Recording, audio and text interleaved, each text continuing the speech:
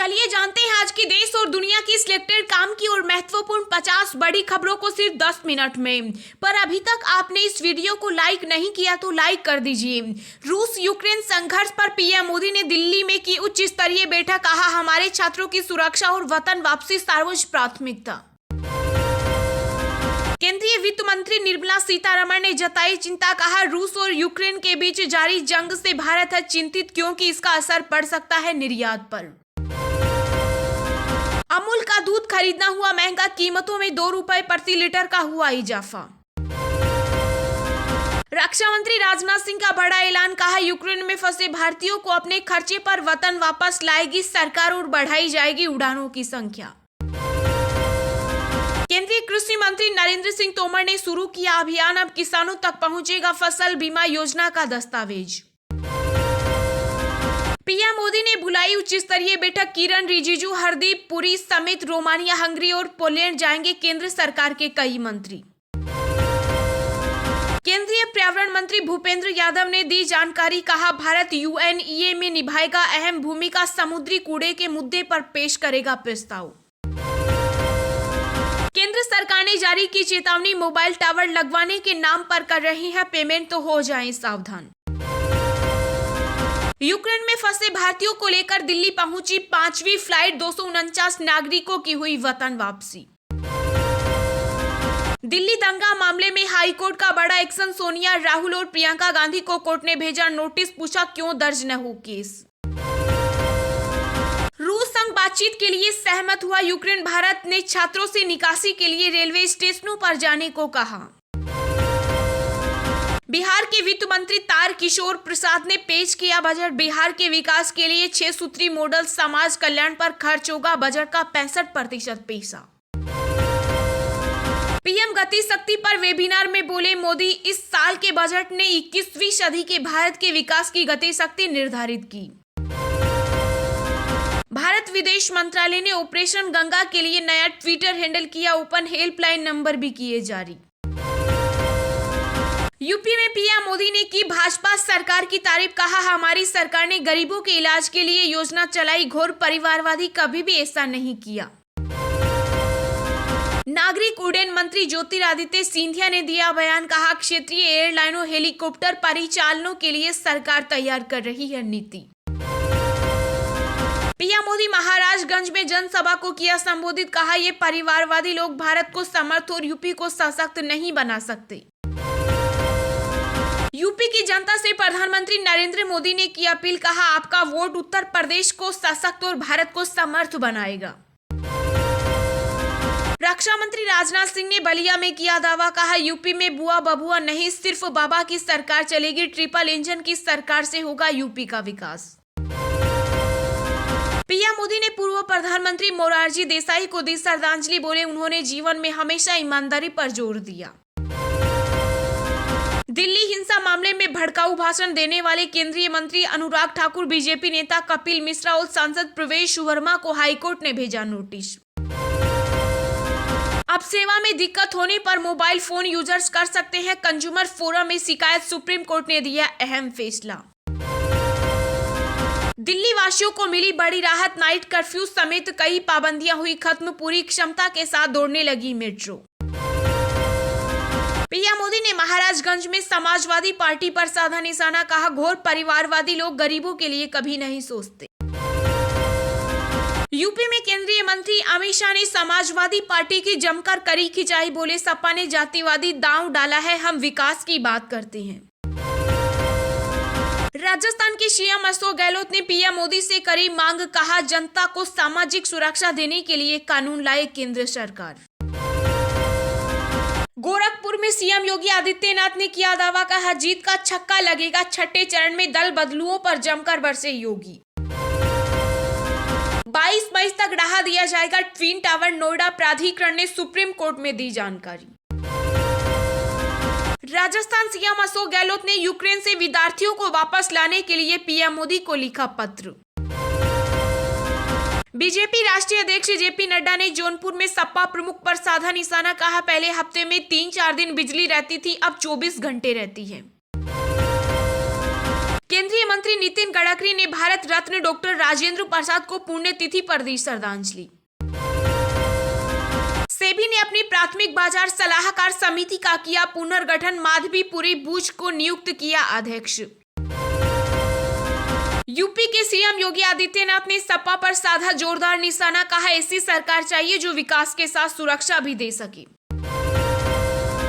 MP के CM Shivraj Singh Chauhan ने अखिलेश यादव को बताया दंगेश, कहा जो पिता का नहीं हुआ वह जनता का क्या होगा। यूपी सीएम ने रोड शो के गोरखपुर में दिखाई टीम योगी की ताकत, विपक्षी दलों के चक्रव्यूह को तोड़ने के लिए बीजेपी ने बनाया प्लान। बंगाल निकाय चुनाव में धांधली के खिलाफ सड़क पर उतरे बीजेपी कार्यकर्ता, पुलिस कर्मियों से हुई झड़प। केंद्र सरकार ने मनरेगा लोकपाल की नियुक्ति नहीं करने वाले राज्यों को दिया बड़ा झटका, अगले वित्त वर्ष से नहीं मिलेगी राशि। सपा अध्यक्ष अखिलेश यादव ने अंबेडकर नगर में किया बड़ा ऐलान, कहा हमारी सरकार आते ही बुनकरों को फ्लैट रेट पर मिलेगी बिजली। दिल्ली के एक स्कूल में स्थापित होगा विज्ञान नवाचार हब, होगी कई आधुनिक सुविधाएं। बिहार सरकार ने लिया बड़ा फैसला, अब शराब पीने वाले नहीं जाएंगे जेल। यूक्रेन में फंसे भारतीय छात्रों का वीडियो देख भावुक हुए राहुल गांधी, कहा कभी भी किसी भी परिजन पर ये न गुजरे। बिहार कांग्रेस के पूर्व विधायक ऋषि मिश्रा हुए आरजेडी में शामिल, तेजस्वी ने गले लगाकर दिलाई सदस्यता। तेलंगाना सीएम केसीआर से रणनीतिकार प्रशांत किशोर ने उनके फार्म हाउस पर की मुलाकात, आगामी चुनाव में करेंगे साथ काम। देश में पिछले 24 घंटे में आए कोरोना के 10,000 से भी कम केस, 119 लोगों की हुई मौत, 16,765 लोगों ने दी बीमारी को मात। यूक्रेन संकट के बीच वरुण गांधी ने सरकार पर लगाया आपदा में अवसर खोजने का आरोप, कहा गलत फैसले के कारण 15,000 छात्र युद्ध भूमि में फंसे। दिल्ली के स्कूल में एक छात्र में दिखे कोविड के लक्षण, विद्यालय ने लिया ऑनलाइन क्लास का निर्णय। गुरुग्राम नगर निगम ने अपने सर्वे में की अवैध और असुरक्षित इमारतों की पहचान, 555 बिल्डिंग हो सकती है सील। उत्तर भारत में बड़ी सर्दी और 2 मार्च तक फिर बरसेंगे बादल, जाने इस पूरे हफ्ते कैसा रहेगा मौसम। शेयर बाजार पर यूक्रेन रूस के युद्ध का असर, शुरुआती कारोबार में सेंसेक्स 900 अंक टूटा, निफ्टी 16,400 के नीचे। चलिए अब जानते हैं जो आम आदमी के काम की और फायदेमंद खबरें हैं उनको विस्तार से। पर इससे पहले अभी तक आपने इस वीडियो को लाइक नहीं किया तो लाइक कर दीजिए। पीएम मोदी ने बुलाई उच्च स्तरीय बैठक, किरण रिजिजू, हरदीप पुरी समेत रोमानिया, हंगरी और पोलैंड जाएंगे केंद्र सरकार के कई मंत्री।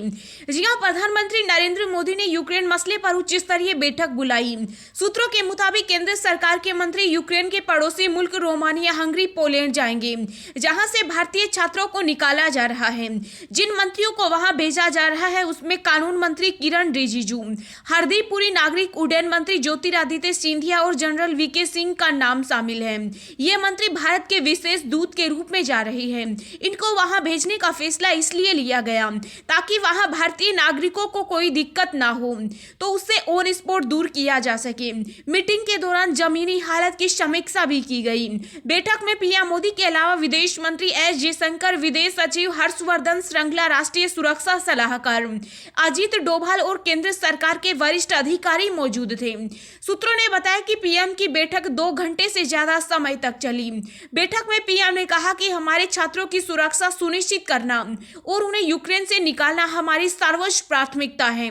इसके अलावा निकासी में तेजी लाने के लिए यूक्रेन के पड़ोसी देशों के साथ सहयोग बढ़ाने पर चर्चा की गई। पीएम मोदी ने महाराजगंज में जनसभा को किया संबोधित, कहा ये परिवारवादी लोग भारत को समर्थ और यूपी को सशक्त नहीं बना सकते। जी हां, प्रधानमंत्री नरेंद्र मोदी ने उत्तर प्रदेश के महाराजगंज में जनसभा को संबोधित किया। इस दौरान पीएम मोदी ने कहा कि खेती से लेकर मिलिट्री तक, समंदर से लेकर स्पेस तक भारत को हर क्षेत्र में शक्तिशाली बनाना है। इसलिए देश के इतने बड़े राज्य के रूप में उत्तर प्रदेश की जिम्मेदारी सबसे बड़ी है। प्रधानमंत्री ने कहा कि ये घोर परिवारवादी लोग लोग कभी भी भारत को समर्थ और यूपी को सशक्त नहीं बना सकते। इस कोरोना काल में आप लोगों ने देखा है कि कैसे इन लोगों ने भारत के आत्मविश्वास को चोट पहुंचाने की कोई कोशिश नहीं छोड़ी। पीएम मोदी ने कहा कि मैं आज आप सबसे यही कहने आया हूं कि आपने इन घोर परिवारवादियों से सावधान रहना है। जिन जिलों को इन घोर परिवारवादियों ने जितना पीछे धकेला है, उनके विकास के लिए हम उतनी ही ज्यादा मेहनत कर रहे हैं। पीएम मोदी ने कहा कि यही आत्मनिर्भर और शक्तिशाली भारत की ताकत है, लेकिन ये घोर परिवारवादी भारत को ताकतवर नहीं देखना चाहते, कुछ न कुछ रोड़े अटकाते रहते हैं। इसलिए इस चुनाव में एक बार फिर इन्हें हराना है। केंद्र सरकार ने जारी की चेतावनी, मोबाइल टावर लगवाने के नाम पर कर रहे हैं पेमेंट तो हो जाएं सावधान। जी हां, अगर आप घर की छत या अपनी जमीन पर मोबाइल टावर लगवाने की सोच रहे हैं तो सचेत हो जाएं। पीआईबी के नाम पर दावा किया जा रहा है कि दूरसंचार विभाग मोबाइल टावर लगाने के लिए नो ऑब्जेक्शन सर्टिफिकेट दे रहा है। अगर आप भी इस दावे के झांसे में आकर मोबाइल टावर लगवाने के लिए भुगतान कर रहे हैं तो सावधान हो जाइए। यह दावा पूरी तरह से फर्जी है। पीआईबी फैक्ट चेक के मुताबिक डीओटी ऐसे प्रमाण पत्र जारी नहीं करता। केंद्र सरकार ने मोबाइल टावर लगाने से संबंधित धोखाधड़ी के बारे में चेतावनी जारी की है। सरकार ने कहा कि जालसाज आम जनता को झांसा देते हैं और उन्हें अपने परिसर में टावर लगवाने के लिए आकर्षक मासिक किराया दिलाने का वादा करते हैं। टावर लगवाने के नाम पर वे लोगों से उनके पर्सनल कंपनी खाते में सिक्योरिटी डिपॉजिट, आवेदन शुल्क, पंजीकरण शुल्क, स्टाम्प शुल्क, सरकारी टैक्स के रूप में एडवांस जमा करने के लिए कहा जाता है। एक बार खाते में पैसा जमा हो जाता है तो ये जालसाज अपना काम बंद कर देते हैं और पहुंच से बाहर हो जाते हैं। ये कंपनियां दूरसंचार विभाग अलग अलग सरकार द्वारा जारी टावर के लिए फर्जी अनापत्ति प्रमाण पत्र जारी कर रही है।